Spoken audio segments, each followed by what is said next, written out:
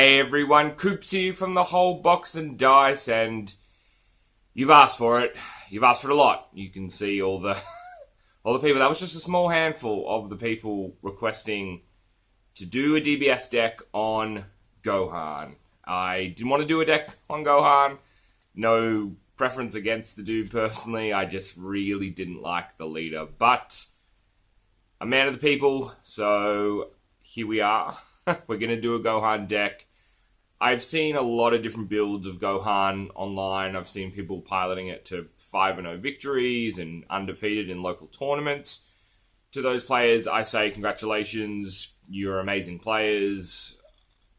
I just couldn't find a competitive way to make this deck work. The leader ability is very strong, but there are probably some cards that you've forgotten exist in the set that you need to play with it, in my opinion, to get the most out of it. Played this at our local weekly last night. Had some really good success with the deck. Had a really good match against Tempu Goku. Managed to lock out my opponent even after a Beerus, and I was able to win the game after that. So there definitely is hope for the deck. The deck is 4 colors.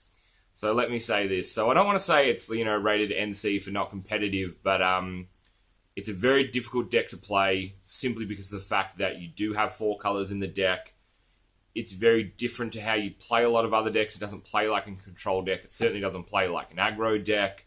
A lot of the time, you're keeping up energy just in case, and you really pretty much never tapping down, ever, until you're ready to win the game. So it's a very, very interesting deck. Don't get a lot of chances to be super competitive with the deck. So, no, I shouldn't say don't have a lot of chance to be super competitive. The deck is just a hard deck to pilot. But I've gotten some good wins with it, and I've beaten some really strong decks and beaten some pretty decent players. So I'm pretty happy to give this and present this to you now. So let's jump straight into it. This is, yes, you heard this right, 4-color Gohan. Starting off with the leader, we have the usual 10,000 power. And when this card attacks, if you have more life than your opponent, draw 1 card. Super relevant ability at the start of the game. We need to fill our hand because we need to see all the good stuff that we are running in our deck. On the other side, the Awaken, obviously when it attacks, draw 1 card. And then you have Activate Main once per turn, pay 6, choose all of your opponent's battle cards in the battle area, and KO them. So, interesting ability. The board wipe, surprisingly, I don't use all the time, but it's definitely in your opponent's mind in terms of them wanting to not overload the board. But that can be a little bit tricky because if they do get through to lethal, they normally have more cards in their hand, which means they can combo off for bigger amounts. So you need to be very smart with the extra cards that we're running in the deck. So what are we running in the deck? We're starting off with a playset of Guardian North Kai. He's in there very much as a blocker, as well as the fact that he's energy for blue, and he works as a 5k pump. Playset of Energy Boost, Majin Buu. We need the card draw, even though our leader can give us some. It's great to see as many cards as we can. Playset of Botamo of Universe 6, another blocker, and like Kai in there for the energy. 3 copies of the Confident Botamo, and I love that this is just the 1 red, and we can attack an active battle card. This is a very important ability, and we certainly want to have at least 3 of these. I'd like to fit in a 4th one, but I feel like 3 is a good number because I am playing a full playset, all 4 of Energy Boost Beerus. Double blue, which is why, obviously, you saw Kai earlier. We want the unconditional removal. We're not running any ramp in the deck, so it is a natural turn 5 Energy Boost Beerus, but just absolutely insane when you can unconditionally remove anything. Running a playset of, just 3 copies of Mecha Frieza, the Returning Terror. Great card. Ability to be able to pop stuff is insane. And here's a card you probably haven't seen, the uncommon Shisami, the Loyal Warrior. Double strike, and I will just put a bit of attention on this card because this one is, when you play this card, choose up to 2 opponent's battle cards. They cannot be switched to active mode during your opponent's next charge phase. So if your opponent's tacked with a battle card or their battle cards in rest mode after you've negated the attack, play Shisami and you can keep them tapped down for a whole nother turn. Last 2 battle cards is 2 copies of Full Power Frieza. Just double yellow, and that's what I really like about this deck, even though we are crazy and running 4 colors. The most taxing we have is the double of anything. 25k blocker that refreshes itself is just absolutely nuts. Moving into the extra cards, and we'll start off with a playset of Crushable. Obvious here choice, inclusion in the deck. We want to be able to put things that come into play tapped, especially things like Beerus, those horrible cards that have attack triggers. Being able to set one of them into rest mode when they enter is great. Playset of Whis' Coercion, as well as a playset of Vados' Assistance. We just need the negates. That's just the reality of the deck. We effectively have 12, and we need to see every single one of these. I'm sure you've all seen this interaction before, but make sure you use the Whis' Coercion to ready the appropriate energy. And Vados' Assistance is handy if you do have a blocker, like even if you swung in with, say, full power Frieza the turn before to take out a battle card, then keep up the energy to play Vados' Assistance to re-ready it and be able to reactivate the blocker. That's a neat little trick, especially if they've got like an energy boost Beerus. They may leave it untargeted because it is sidewards. Playset of the Trunks Protector of Children. Our leader is green, so we do have to play, obviously, the 10k boosts. Running 3 copies of Sun Goten Family of Justice. We can never really get Goten out on the field, I guess, unless we're charging some of our 10k pumps. But it has the pay 1 5k combo during your turn. Please remember that when you combo with this card, choose up to one of your opponent's battle cards with an energy cost of 3 or less and KO it. Just really solid, just to be able to remove stuff from our opponent, especially if they've got things like the big trunks, the promo trunks. They're rarely attacking with that card as it gives the leader the buff there. So great way to be able to pop something like that and take out a blocker or even just take out a 3-cost thing, but just the 3 copies of that. 2 copies of Assassination Plot, and Assassination Plot is a huge card for us. We're only running 2 copies, but it's great to use early in the game. Don't be afraid to use this on turn 4. Obviously, deck permitting, probably not against an aggro deck because you leave yourself open to die, but great to just be able to remove a whole bunch of little stuff off the board. 2 copies of Result of Training. We need a way to awaken ourselves just because we don't have any other way in the deck. To be honest, we take a lot of damage in this deck because our opponent does really want to swing fast at us, and I'm often not afraid to take the damage if I don't have a Result of Training in the deck, even though we do have a fair amount of card draw, just because I know that we've got the negates and the Crushables and the Shisamis and the Friezas, etc., in terms of dealing with our opponent once we get down to that dangerous amount of life. So, ladies and gentlemen, boys and girls, that is the Gohan deck. Bit weird, probably not what you're expecting. These are my reasonings. This is some of the tech that I want to speak about.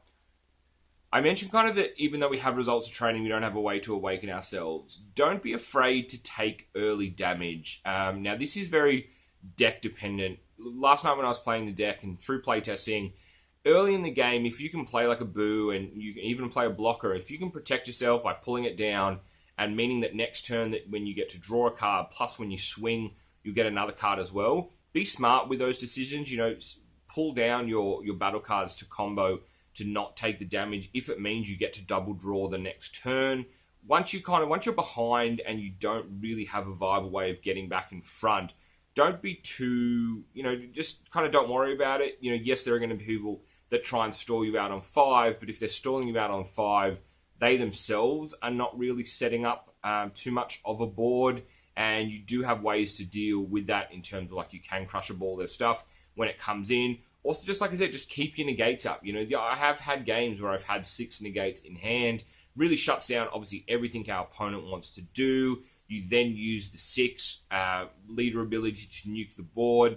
You really don't look to use the 6 nuclear board ability on curve, though, so you don't really want to use it on turn 6 because you are then, vulnerable to a clapback. So I normally, at about 8 energy, start to look at using the board wipe because then I know I have at least 2 energy up, hopefully for a crusher ball in case something big comes in, and then a negate. And if I have a Whis' Coercion, potentially multiple negates, depending on how I've played it. Using the 1-cost to combo 5k pump is a great way to not only get over an opponent, but also then pop something. So if they play something, swing with their leader first. You won't always be able to catch them out on this, but then you'll be able to say 10k to 10k, so you pay the 5k combo, go to 15, take out the battle card that they've played and they haven't swung with. That's a great 2-for-1 there, and that's some pretty solid value for us. The deck is 4 colors, so like I said, you do have to be super smart with the deck. You have to know what your opponent's playing. You have to know if there's going to be a Beerus coming down. You have to know, which cards to throw away if you're versing Broly. Broly is a tough matchup for us because of the hand disruption, but Broly's also a little bit slower as well, so we kind of don't mind that. And being able to blow up the board is always nice. At the end of the day, do I think this deck, in any version of this deck can get to, tier 1 or top level competitive? Personally, no. Like I said, I've seen people pilot it over in the States and stuff to amazing victories, and full credit to those guys and girls, but I just don't think they were versing probably top-line competition. Champa is definitely the best deck in the format, bar probably maybe the blue-green Beerus deck that I put up a video with about a week ago, but that is a very difficult deck to play, and the Champa aggro deck does have, it has a lot of things going for it, and if it hits well on Vados, it becomes very difficult to deal with. So be smart with this deck. You have a lot of removal. You are often passing turns with a lot of energy up, sometimes not playing anything at all, just because you want to be the most prepared. We have so many extra cards in the deck, so just don't fall into the trap of, I can, combo 50k or combo 60k to live, because the reality is you can't. The deck is not set up to be able to absorb those kind of big punches, so you need to make sure they aren't coming through. Take the leader damage, take the single strike, take the double strike if you have 3 life, and then worry about just handling lethal on an attack-by-attack basis. But that's about it for us today, ladies and gentlemen. If there's a deck that you'd like to see, me do a profile of, let me know in the comments. Been working on a couple of things at the moment. A red-green hit deck. I've been working on a a mono-blue Champa, so critical Champa. I think that could be a lot of fun. Both those decks pretty close, but like I said, if there's a leader that you really want to see a list of, please let me know in the comments. If you enjoyed the video, hit the thumbs up button, subscribe if you are new. But heaps of awesome stuff coming up relating to DBS in the near future. We'll be hopefully getting our hands on a draft box. We'll be doing a draft for the new set, or both for the new set as well as for the exclusive draft boxes that are coming out. Once the preview season starts kicking around, we'll be doing a review of all those spoilers, so stick close to the channel for all your Dragon Ball Super needs. If you are here in Sydney or in Australia, and Melbourne, 27th, I think it is, October, is PAX here in Australia starting. There will be some Dragon Ball Super at the event, so if you've got a deck, bring it along. I'll be there. Let's have a game. Hit me up in the comments or follow me on my socials. Thanks again for watching, everyone. I've been Coops. This is the whole box and dice. Peace.